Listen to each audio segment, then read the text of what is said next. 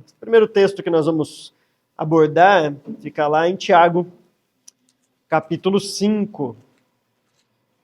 Tiago, capítulo 5, versículo 16, é um texto bem conhecido. Tiago 5 e 16.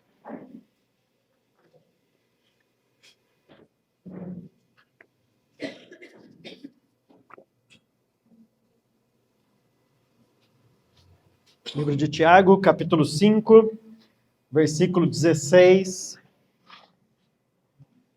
O texto diz assim: Portanto, confessem os seus pecados uns aos outros e orem uns pelos outros para serem curados.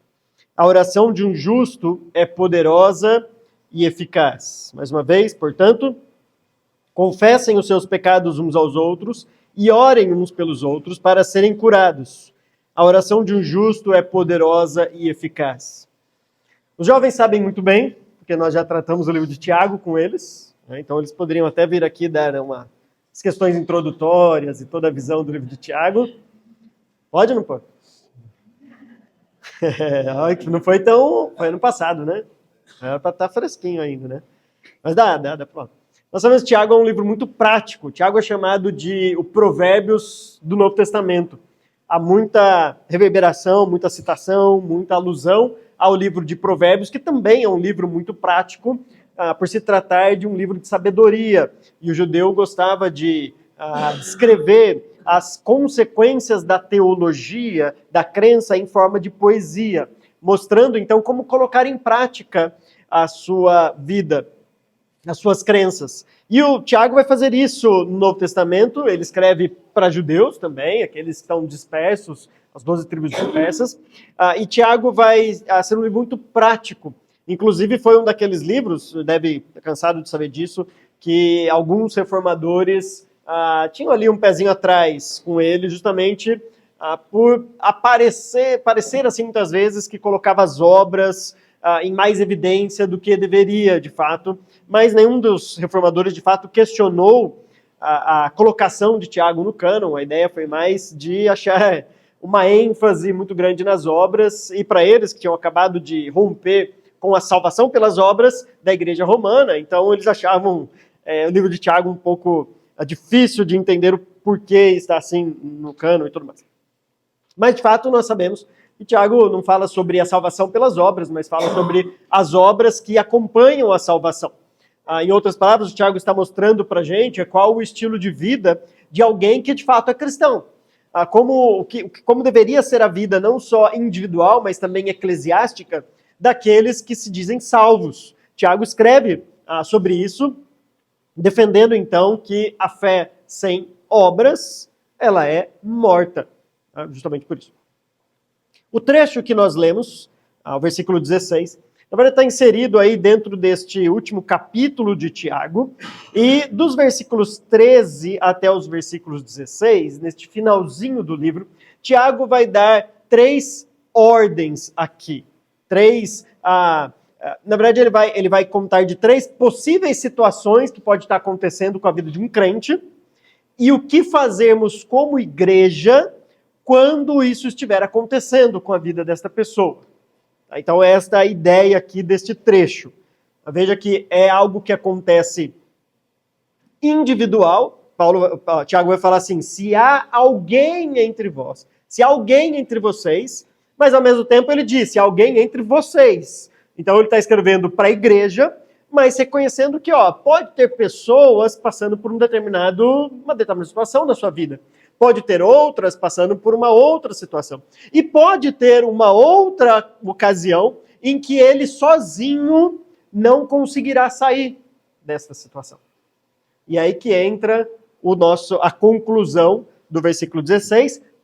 Portanto.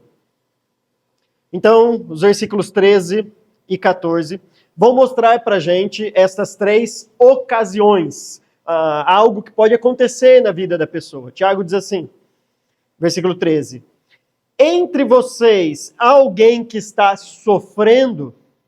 Versículo 14: entre vocês há alguém que está doente? Desculpa, ainda no versículo 13, né? Há alguém que se sente feliz? E versículo 14. Entre vocês, há alguém que está doente? Então, essas três situações que Tiago escreve aqui. Primeiro é se alguém está em sofrimento. Segundo é se alguém está feliz. E terceiro é se alguém está doente. Deixa eu explicar essas três expressões para vocês.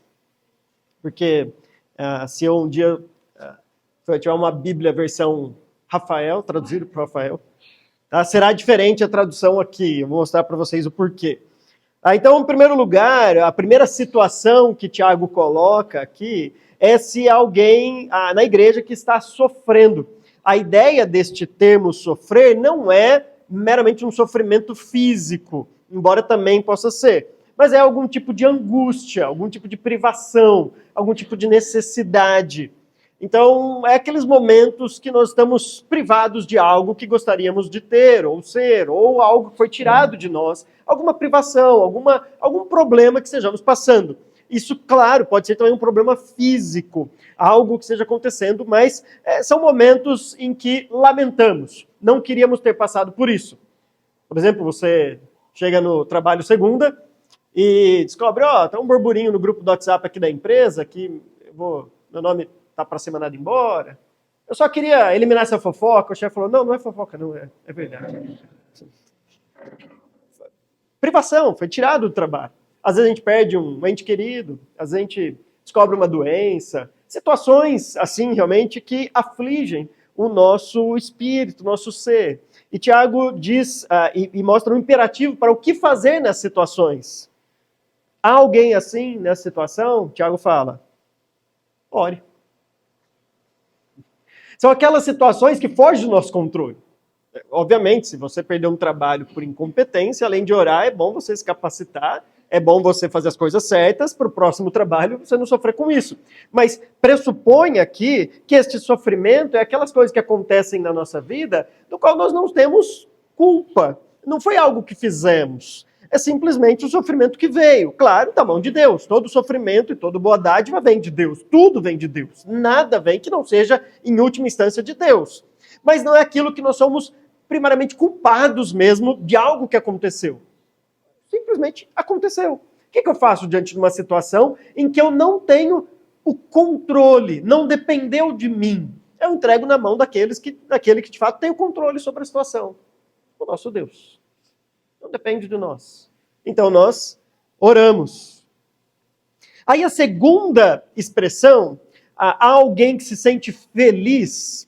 Essa palavra feliz pode parecer simplesmente aquele que chega dando risada na igreja, né? O cara que chega assim, tipo o Vinicinho, né? Chega, tá o preto, aquela coisa toda. Tá. A gente pode falar dele? Talvez ele vá assistir depois, daí ele vai saber que a gente não esqueceu dele, não, né? Então, sabe aquele cara? Mas não é isso. A ideia da palavra aqui é alguém que está satisfeito, é alguém que está contente. Em outros, a gente pode entender assim, né? Que Tiago está fazendo um contraponto com o primeiro. É alguém que não está passando por privações, alguém que não está passando por um problema grande na vida, por algo que está afligindo o seu espírito. E geralmente é assim a vida, né? Ou a gente está passando por um momento difícil, ou a gente está bem. Bem assim, né? Bem, estamos... Você pergunta assim, tá tudo bem? É aquele tudo bem, não da mentira, né? Eu falo assim, tá tudo bem, mas você olha, tá tudo... Não, tá bem, o trabalho tá bem, família, igreja... Olhando para um todo, não tenho do que me queixar. Então é isso, este feliz não é simplesmente uma felicidade assim mesmo. Pode ser também. Mas a ideia é mais de uma satisfação, de um contentamento. Ou seja, você não está passando por nada que está tirando a sua paz, que está tirando e afligindo o seu espírito. Então, no primeiro, Tiago vai dar uma ordem. Ele tem que orar nessa situação. No segundo, você está passando por uma fase assim, qual é a ordem que vem? Que ele cante louvores. Lembra que Tiago é o livro do Novo Testamento que vai refletir a poesia hebraica lá do Antigo. E a expressão que Tiago usa aqui para cantar é a palavra de onde vem, né? A palavra em grego que vem os salmos, é o psalmo. A ideia de um cântico que é a palavra usada ali para o grego, né? O nosso livro dos salmos é, na verdade, a palavra grega para salmos, que é cânticos, louvores. Então, a ideia é cante louvores, cante salmos, cante, enfim.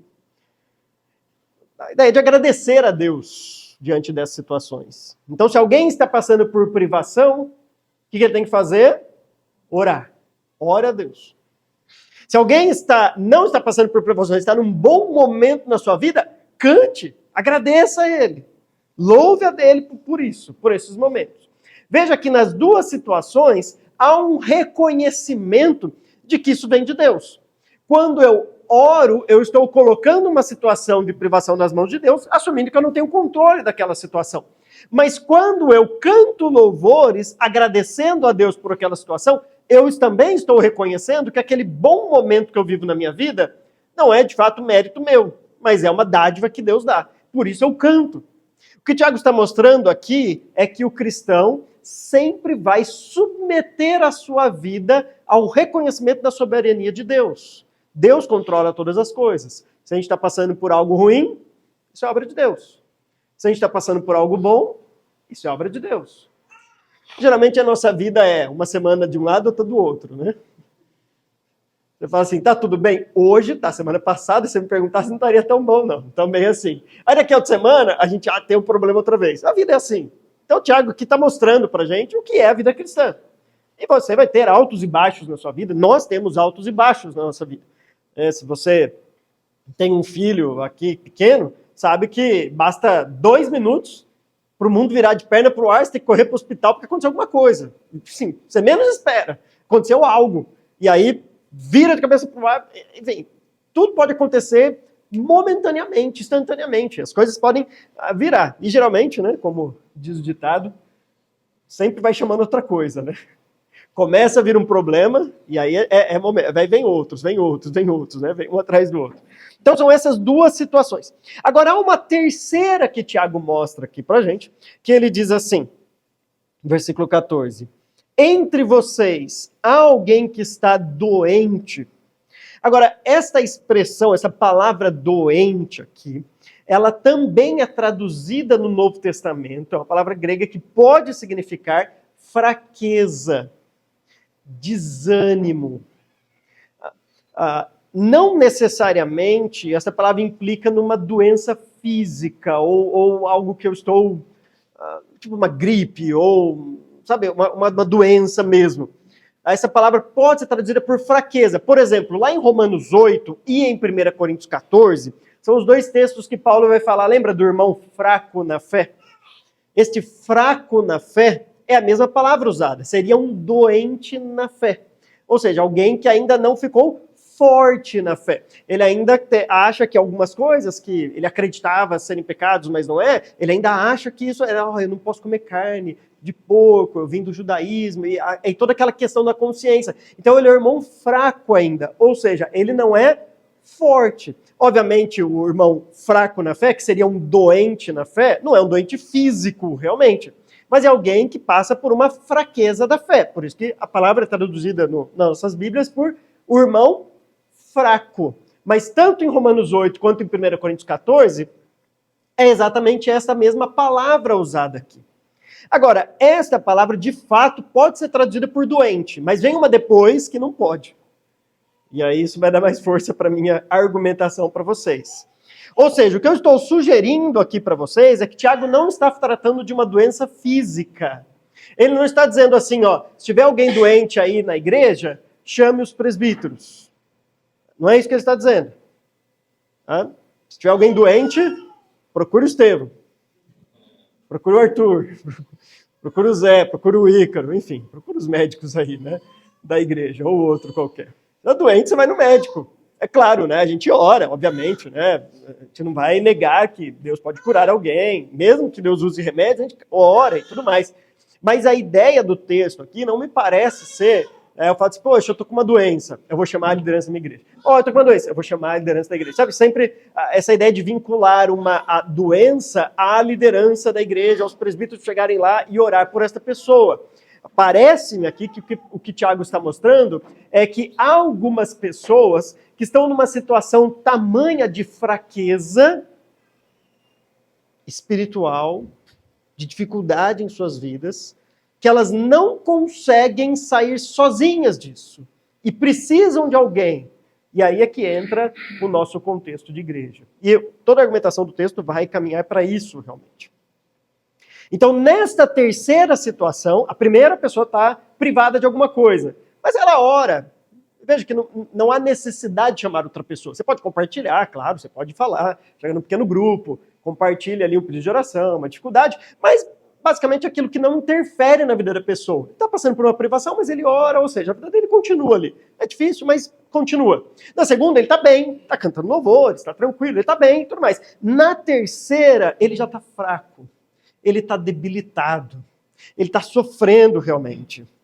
Neste caso, Tiago fala que ele mande chamar os presbíteros da igreja. Do mesmo jeito que ele ore, que ele cante louvores, está no imperativo, aqui vem mais um imperativo, mais uma ordem de Tiago, dizendo, se alguém está nessa situação, que ele peça ajuda. Não está conseguindo sair sozinho de uma situação dessa. Então ele tem a igreja para socorrê-lo neste momento. E a igreja existe também para isso. Que ele aproveite disso e mande chamar a liderança da igreja. Curiosamente aqui, né, a liderança da igreja é dito que é os presbíteros, no plural, da igreja. O Novo Testamento realmente defende, né, se você olhar toda a liderança do Novo Testamento, basicamente você vai encontrar uma liderança plural em cada igreja. Não existe bispo primaz, já ouviu falar, sabe? Tipo, manda-chuva, né? Aquele cara assim, não existe isso no Novo Testamento. No Novo Testamento sempre são líderes, presbíteros, pastores, ou bispos, às vezes é chamado também, mas sempre no plural para cada igreja. A ideia é um grupo de homens que lidera a igreja, sempre homens, claro, né? Mulher não pode ocupar essa posição, segundo a Bíblia, mas então fala assim, que você chame os presbíteros da igreja, ou seja, sua igreja tem a liderança ali formada. Telefona para eles, liga para eles, pede ajuda. E Tiago está dando uma ordem, que ele mande chamar os presbíteros da igreja. E aí vem um outro imperativo aqui, só que o imperativo agora é para os presbíteros. E não mais para essa pessoa que está doente. A ordem que vem depois é para que estes orem sobre ele. Mais uma vez o imperativo é uma ordem. A ideia é, se chamar, tem que ir, não pode ficar sem ir. Tem que ir orar sobre a pessoa, realmente. E aí o que esse líder, esse presbítero vai fazer? Vai primeiro orar sobre ele e depois, ou enquanto ora, ungir com óleo em nome do Senhor. Algumas coisas interessantes aqui. Primeiro, que o verbo forte aqui, ou seja, o verbo no imperativo mesmo, a ordem é orar sobre ele. Ungir é o gerúndio do grego, que a gente, no grego participa, a gente chama de gerúndio, sabe? Orar ungindo. E o grego, quando usa o particípio, a ideia é de um verbo mais fraco, não é o verbo principal da oração. O principal sempre está no indicativo, no imperativo e tudo mais. Se você não sabe nada de imperativo, indicativo, essas coisas, volta, consulta lá, cursinho, gramática. A Elisa vai aprender ainda, né, Elisa? Indicativo, imperativo, mas você tem desculpa, Elisa, fica tranquilo, isso ainda é nova, né? O restante não. Então, o verbo principal mesmo no grego era indicativo, imperativo. E o particípio era sempre algo subordinado àquele. E muitas vezes o particípio era colocado como algo que pode ou não acontecer, porque não era o principal. A ideia não é assim, você orar, mas se não tiver um óleo, não vai funcionar. Acabou. A ideia era uma prática, né? De fato era um ritual comum no judaísmo, um simbolismo, né? Ungir com óleo ali, e era uma prática, e Tiago está escrevendo para judeus, então ele está dizendo, se você quiser seguir isso, tudo bem, não tem problema. Mas não é uma ordem, não é imperativo, tem que ungir. A ideia é como é costume, não tem problema, ora e unge ele com óleo. Existia um tipo de óleo que era usado meio como medicinal naquela época. Inclusive naquela parábola do bom samaritano, lembra que ele é assaltado lá, cai, esborracha todo? Aí o texto fala que o bom samaritano pegou e passou óleo nas feridas dele. O azeite é o mesmo que é usado aqui, é o mesmo óleo. Só que lá era uma ferida mesmo que ele tinha, e neste caso se passava óleo para cicatrizar. Se a gente entender que é um óleo medicinal para as doenças, a gente está dizendo que Tiago está está falando aqui que o óleo cura qualquer doença. Tipo assim, o azeite, aqui é literalmente o azeite, né? O óleo é o óleo da videira, da oliveira. Obrigado, fugiu a palavra. Da oliveira. Então, é como se assim, ó, o azeite cura tudo. Tá doente? Azeite. Então não é medicinal aqui. O Tiago não está dizendo, né, que tá doente, unge com óleo medicinal que acabou. Tipo esses óleos essenciais aí que cura qualquer coisa. Tá? Não, a ideia é realmente de um ritual. Então, o presbítero vai orar, e é interessante que a preposição usada aqui, orar sobre ele, é uma preposição espacial. A ideia realmente é que a pessoa está lá e aí você ora sobre ele, tipo uma imposição de mãos, que era uma prática também comum naquela época, e alguns seguem, a gente segue isso hoje, né, sem problema, embora também não é obrigatório, mas é um símbolo, algo de que eu estou, de alguma maneira, intercedendo pela pessoa, ou estou estendendo meu braço direito para ela, buscando o favor de Deus para aquela pessoa. Então a ideia é, ora sobre ela e unge com óleo essa pessoa. Em nome do Senhor Jesus. O versículo 15 diz assim, a oração feita com fé, veja que não fala do óleo, do azeite, porque não é o azeite que vai resolver nesse caso, a oração feita com fé que vai levantar o doente. Curará o doente e o Senhor o levantará. Agora a grande questão é a fé de quem aqui? A oração feita com fé. A fé de quem? De todo mundo está envolvido aqui. Porque, de fato, quando nós vamos lá orar por uma pessoa, nós cremos, estamos orando porque cremos que Deus pode restaurar a vida de alguém, levantar novamente a vida de alguém. Mas a pessoa chamou a liderança porque, de alguma maneira, há um resquício de fé ali, de que ela creu que algo pode ser feito por ela.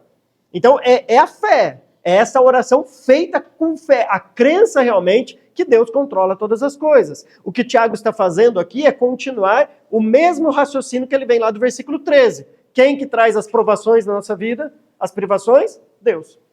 Quem que traz momentos de alegria, de satisfação e contentamento? Deus. Então, quem pode restaurar alguém que está numa situação como essa? Deus. A ideia é realmente crer, né? O cristão, de fato, crê que Deus controla todas as coisas e, por isso, canta, ora e chama a liderança para ajudá-lo nesses momentos de dificuldade. Veja, o cristão não é aquele que vai buscar auxílio nestes momentos numa caixa de bombom. Eu estou muito fraco, estou com dificuldade, estou triste, estou deprimido. O que eu faço? Pegar um pote de sorvete, sentar na frente da TV, ligar o Netflix, pronto, é isso que eu preciso. Não, o cristão não busca a cura aí para os seus problemas. Não é aí que está. Eu preciso para o shopping, pegar o cartão e assim, não tem limite agora. Até eu me sentir bem. O cristão não busca. A redenção para o cristão não está nessas coisas. A redenção para o cristão está justamente em o Senhor o levantará. Deus vai restaurar a pessoa. Um pote de sorvete é bem-vindo de vez em quando. Mas não é aquilo que vai restaurar as nossas vidas. E aí o texto continua dizendo, e se houver cometido pecados, ele será perdoado. Então o que o texto está mostrando para a gente é que uma pessoa às vezes está fraca por diversas situações na nossa vida. Inclusive por aquilo que ele falou lá no começo, às vezes por privações, por necessidades que a gente sente. E isso pode enfraquecer a vida de muita gente realmente. Ou pode ser por pecado que ele cometeu. Essas duas coisas podem trazer, de fato, aquele peso, a mão de Deus pesando sobre uma pessoa, de modo que ele fique fraco, debilitado realmente. Ele sinta a disciplina de Deus na vida dele. Se for por pecado, obviamente pressupõe ali, inclusive pelo que vem no versículo 16, que há essa confissão de pecados, um reconhecimento, e aí o pecado vai ser perdoado de fato. Então, se houver cometido pecado, ele será perdoado. Versículo 15, só para a gente finalizar o 15 aqui, que eu disse que existe uma outra palavra que aí sim, ela não é usada de duas maneiras no Novo Testamento. Quando o versículo 15 diz a oração feita com fé curará o doente, essa palavra doente, que é diferente da primeira ali, só é usada 3 vezes no Novo Testamento. Aqui, Hebreus capítulo 12, versículo 3, Eu vou ler porque está pertinho aqui, né? Fala assim: pensem bem naquele que suportou tal oposição dos pecadores contra si mesmo, para que vocês não se cansem nem desanimem. Essa é a ideia aqui de alguém que está desanimado, cansado, fatigado. O autor de Hebreus está dizendo, pensem em Jesus. Jesus passou por muito mais problemas que a gente. Ele foi até verter o seu próprio sangue, que é o que ele vai dizer no versículo 4. Vocês ainda não lutaram ao ponto de verter o próprio sangue. Cristo sim. Então pensem nele, para que vocês não desanimem. Obviamente não é ficar doente fisicamente, é um desânimo na fé. E outra vez que vai aparecer essa palavra é lá em Apocalipse, capítulo 2. Também, como está pertinho aqui, a gente já abre aqui rapidinho, já lê. Apocalipse 2, no versículo 3. Quando Cristo está mandando a carta para Éfeso, ele diz no versículo 3, você tem perseverado e suportado os sofrimentos por causa do meu nome, e não tem desfalecido. Esta mesma palavra. Tipo, não tem fraquejado, não tem desanimado, não tem desfalecido na fé, realmente. Então, veja, quando Tiago usa essa palavra, a oração feita com fé curará o doente, a ideia desse doente é alguém que está desfalecido na fé.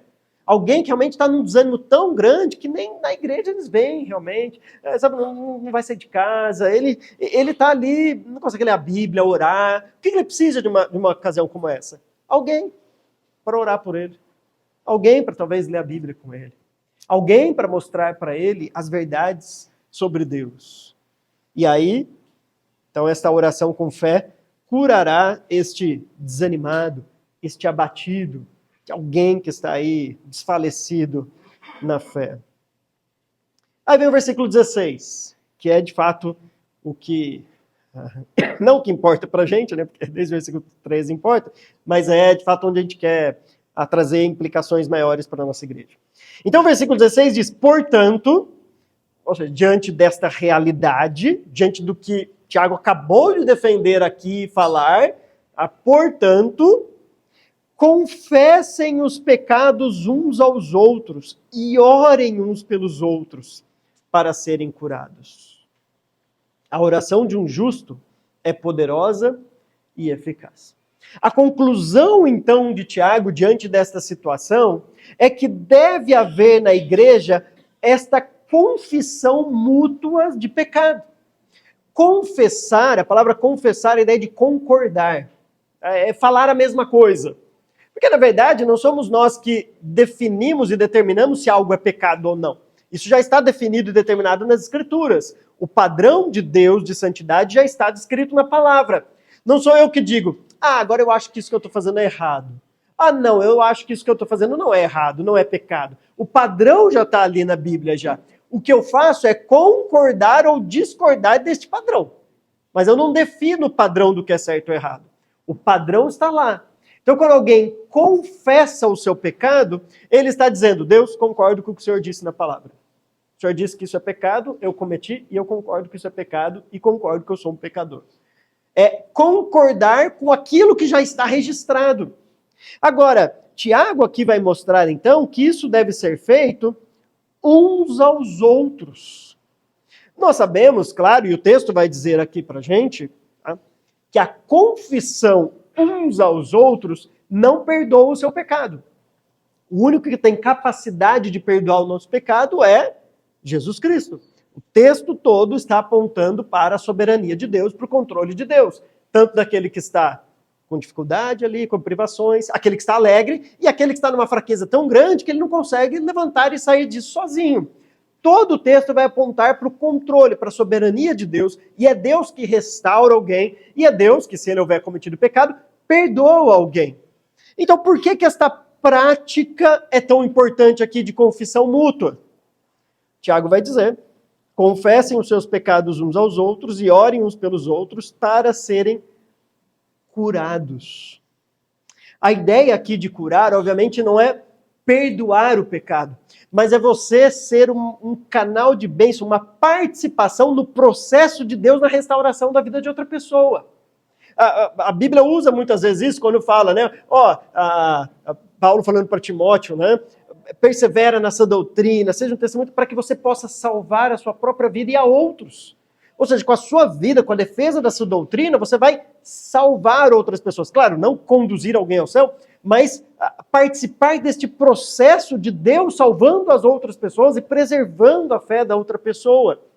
Então, essa ideia aqui de que a confissão mútua faz com que alguém seja curado, ou seja, pode ser que muitas vezes há pessoas fracas nesse sentido, desanimadas, deprimidas, porque elas não podem confessar os seus pecados uns aos outros.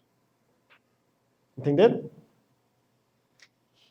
Há pessoas que encontram um ambiente eclesiástico de julgamento, de queixa, de falar mal um do outro. Tiago vai falar sobre isso. Tiago usa 3 vezes a expressão uns aos outros, que é uma palavrinha no grego. Uns aos outros, é uma palavra só. Tiago vai usar 3 vezes. Olha que interessante. A primeira vez que ele usa está lá no capítulo 4, no versículo 11. Olha o que ele fala aqui. Irmãos, não falem mal uns dos outros. Quem fala contra o seu irmão ou julga o seu irmão, fala contra a lei e a julga. Quando você julga a lei, não está cumprindo, mas está se colocando como juiz. Quando você julga alguém, você está se colocando numa posição que não te pertence. Agora, obviamente, o que é julgar? Julgar não é olhar o que está acontecendo na vida de alguém, as evidências, e ir lá e dizer, ó, o que você está fazendo é pecado. Porque às vezes a gente faz isso, a pessoa assim, quem é você para julgar? Fala, não estou julgando, estou olhando o que você está fazendo. Não estou julgando. Julgar pode ser 2 coisas. Julgar pode ser tentar entender as motivações, aquilo que está no coração que eu não consigo saber, eu não consigo presenciar o que está acontecendo ali. Por exemplo, alguém falta no culto hoje. 2 pessoas faltaram hoje. Por que eles faltaram? Não sei. Eu não sei. Pode ser um motivo justo, pode ser um motivo fútil. Eu não sei. Eu posso chegar e dizer assim, fulano não veio, eu bem sei porque ele não veio, né? Eu sabia que no fim das coisas... Eu não sei. Como que eu vou saber? Isso é julgar. Eu não sei. Se ele me disser e falar assim, eu fiquei dormindo, estava cansado, aí eu posso puxar a orelha. E eu não estou julgando. Agora eu estou exortando do jeito que a Bíblia me diz mesmo para fazer. É diferente de julgar. Julgar é tentar entender motivações do coração que eu não consigo entender. Não me cabe fazer isso. E nem tem como. É só o Senhor que sonda o coração. É só a palavra que divide lá alma e espírito, juntas e medulas, e penetra ao ponto de alcançar aquilo que ninguém alcança mais. E não eu, não você. Não temos esse papel. E o julgar aqui também é aquele que se coloca na posição do juiz. Alguém chega e fala assim, eu estou com dificuldade essa semana, eu estou lutando contra o pecado e caí nesse pecado. É confissão mútua. Aí alguém chega e fala assim, pecador, vai para o inferno. Calma, não é seu papel fazer isso. Seu papel não é julgar, condenar outra pessoa. Se fizer isso, você está se colocando num papel de juiz. Isso não é o seu papel fazer isso. Daqui a pouco o Tiago vai falar qual que é o nosso papel. Mas esse não é o nosso papel. E muitas vezes esse ambiente de julgamento conduz a vidas assim. E eu estou dizendo porque eu conheço pessoas assim. Eu conheço pessoas que estão lá imersas no seu pecado, na sua vida, porque nunca puderam falar isso para alguém. Porque se falassem isso na igreja, dizendo assim, eu luto com esse pecado, vem que a gente vai te colocar agora como um exemplo do que é um pagão, um rebelde, e expõe a pessoa, ela não pode falar para ninguém. Ela tem que lutar sozinha. Só que aquela luta sozinha, constante, sozinha, dificuldades, uma hora a pessoa cansa. E ela chega numa situação como essa. Segunda vez que Tiago vai usar uns aos outros, está lá no capítulo 5, no versículo 9. Irmãos, não se queixem uns dos outros, para que não sejam julgados. O juiz está às portas. Veja, quando você julga, você está colocando como juiz. Você está julgando. Agora, quando você se queixa, Tiago diz, agora é você que vai ser julgado. Porque você está se queixando dos outros. E isso também pode ser um motivo para ter pessoas assim. Pessoas que falam assim, eu até gostaria de falar. Mas sabe, tem gente que fala assim, tá tudo bem? Se você fala, não está tudo bem, você fala assim, puxa, por que eu fui perguntar? Porque o que ele quer ouvir é simplesmente assim, ó, tá tudo bem. Ok, como que tá tudo bem? E segue a vida, vamos tomar um café. É só isso. Ninguém, quando pergunta tá tudo bem, de fato, às vezes, ninguém assim, né? A maioria não quer ouvir de falar, ó, não tá tudo bem, eu tô passando por uns problemas. Mas, poxa, não era isso que eu queria ouvir. Eu queria só ouvir um tudo bem. Quando a pessoa é verdadeira, realmente abre o coração, tem gente que se queixa. Mas você não perguntou se estava tudo bem? Você não te interessou mesmo? Eu vou te dizer, tem umas coisas que não estão bem. Agora, você não quer ouvir e vai se queixar? Nem pergunte. Porque a ideia é não se queixem uns dos outros. Irmãos, nós convivemos com pessoas que têm problemas. Quantas vezes eu já não vi isso acontecer, inclusive em grupos aqui da igreja. A pessoa está aqui compartilhando um problema e o outro fala assim, isso é um problema? Você tem que ver como que é a minha vida. Irmãos, cada um tem problema, passa. Os nossos dilemas não são os dilemas dos outros. É a mesma coisa de eu chegar para minha filha, os dilemas dela de 8 anos, para mim, muitas vezes, a minha vontade é falar assim, isso é um problema. Isso não é um problema. Mas para ela é um problema. Para ela isso é um dilema. E muitas vezes a gente se queixa assim, alguém fala assim, poxa, falaram mal de mim lá na faculdade. Meus amigos viraram a cara. É a vontade de falar assim, só fica virado. Mas para aquela pessoa é um dilema isso, é um problema. E ela tem que criar um ambiente que as pessoas não vão olhar e falar assim, você não sabe o que é problema, deixa eu ter 4 filhos para você ver o que é um problema. Você não pode, você tem que criar um ambiente que de fato a pessoa assim, ó, a gente está aqui para te ouvir, a gente está aqui para te ajudar realmente. A gente está aqui justamente para querer lidar com esse dilema. Eu não posso me queixar daquilo que eu ouço, porque na igreja nós vamos ouvir os problemas das pessoas. E Tiago está dizendo, eu não posso julgar as outras pessoas quando eu ouvir um pecado, uma queixa. Eu não posso me queixar de outra pessoa. Então o que eu tenho que fazer? Se eu não vou julgar e se eu não vou me queixar? Bom, ele respondeu no versículo 16. Confessem os seus pecados uns aos outros e orem. Ore pela outra pessoa. Confessou um pecado para você? Fala assim, eu também sou pecador. Às vezes eu caio também. Eu vou orar por você porque eu sei muito bem o que é. Compartilhou alguma alegria, alguma felicidade? Legal, vamos orar juntos, vamos agradecer juntos, cantar louvores juntos. Compartilhou um momento de dificuldade, fraqueza ali? Vamos orar, irmãos. A gente precisa criar um ambiente realmente que isso seja favorável. Eu posso abrir o meu coração. Porque eu sei que eu não vou encontrar julgamento, eu não vou encontrar alguém se queixando, eu não vou encontrar alguém falando mal, mas eu vou encontrar alguém que está disposto a orar pela situação que eu estou passando. Por isso que Tiago diz, confessem os seus pecados uns aos outros e orem uns pelos outros. Obviamente, esse uns aos outros aqui, dentro desse contexto, está envolvido a igreja e a liderança. Mas isso não acontece só entre líder e liderado. Isso às vezes acontece entre a própria igreja. Quantas vezes, e eu fico muito feliz por isso, quando eu fico sabendo de situações em que 2 pessoas se encontraram aí e resolveram um determinado problema e eu nem fiquei sabendo, e sinceramente não preciso nem ficar sabendo.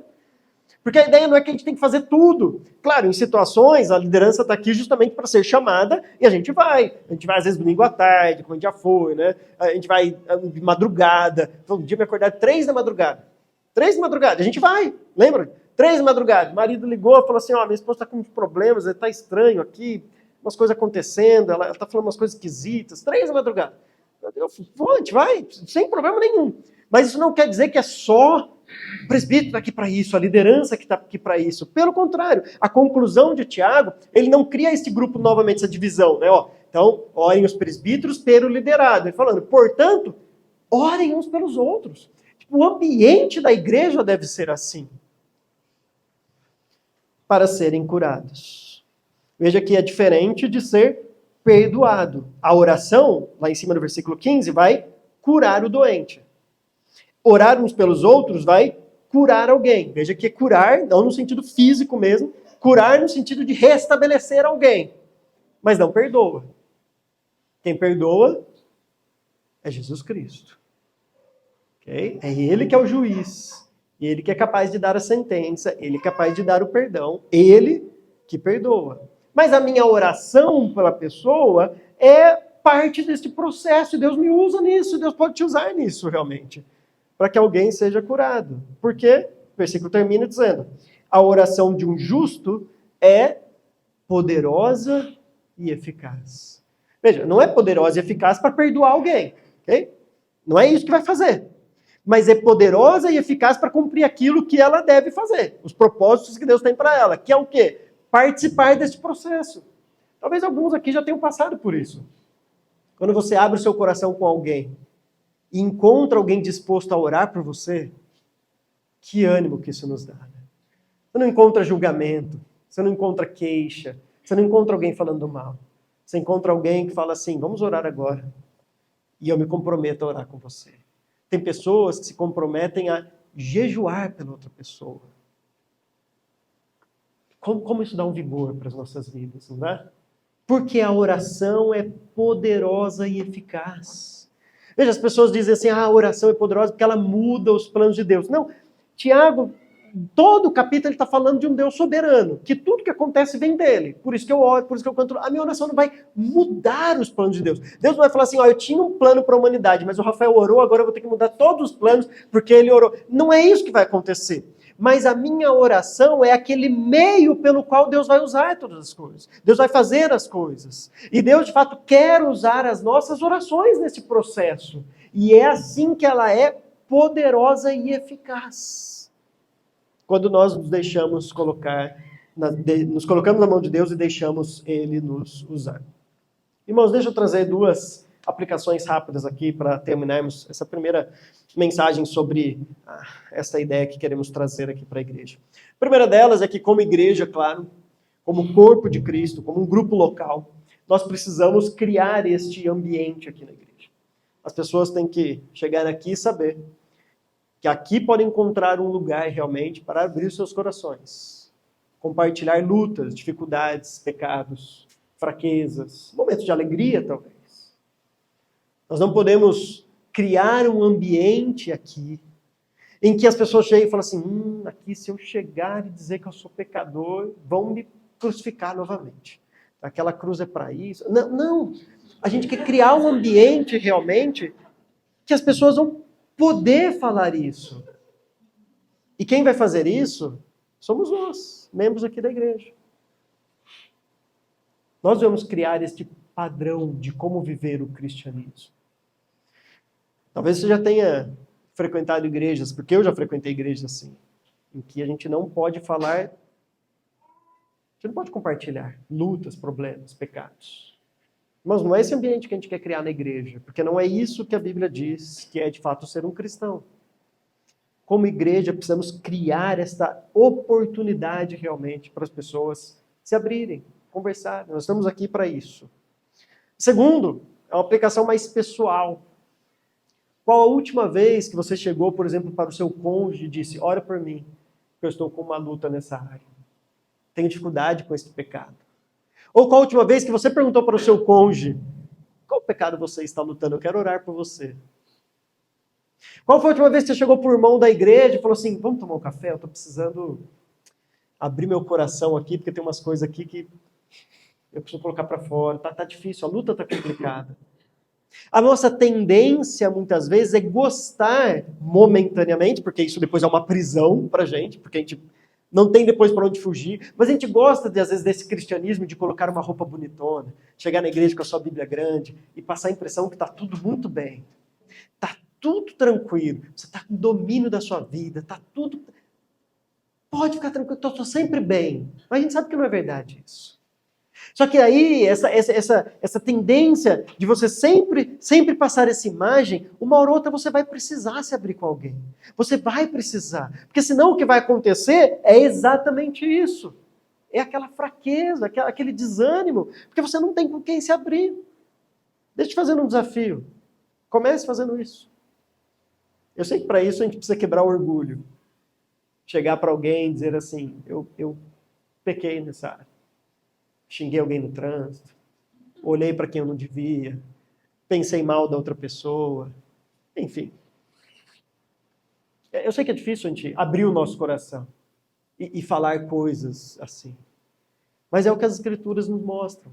As Escrituras nunca ficou preocupada, a Bíblia nunca ficou preocupada, Deus não tem essa preocupação de esconder a falha dos seus servos. Leia as Escrituras. É raro quando a gente encontra um personagem na Bíblia que não tem nada ruim dele. Percebeu? Começa com Adão. Abel não deu tempo, né? Morreu cedo. Mas Abraão, Noé, vê os personagens. Davi, Salomão, Pedro, foi repreendido por Paulo. Está aqui registrado ainda. Registrado para todo mundo ver. Assim, irmãos, não tem personagem bíblico que você olha e fala assim, isso daqui foi perfeito. E não só pecaram, como a Bíblia fez questão de registrar os erros dessas pessoas. Para mostrar para mim e para você que nós somos assim, esse é o coração humano. E como igreja nós precisamos criar esse hábito. Eu queria fazer esse desafio para você. Procure alguém que você tem confiança. Um amigo na igreja, alguém que você sabe que realmente vai orar por você, que você pode abrir o coração e falar assim, vamos conversar essa semana. Estou precisando realmente confessar um pecado, abrir meu coração, preciso de alguém para orar por mim. Vocês vão ver como isso é libertador, como isso anima o nosso espírito realmente. E eu espero que a gente tenha maturidade como igreja para viver um ambiente assim. Amém? Amém, irmãos. Que Deus nos abençoe e nos ajude.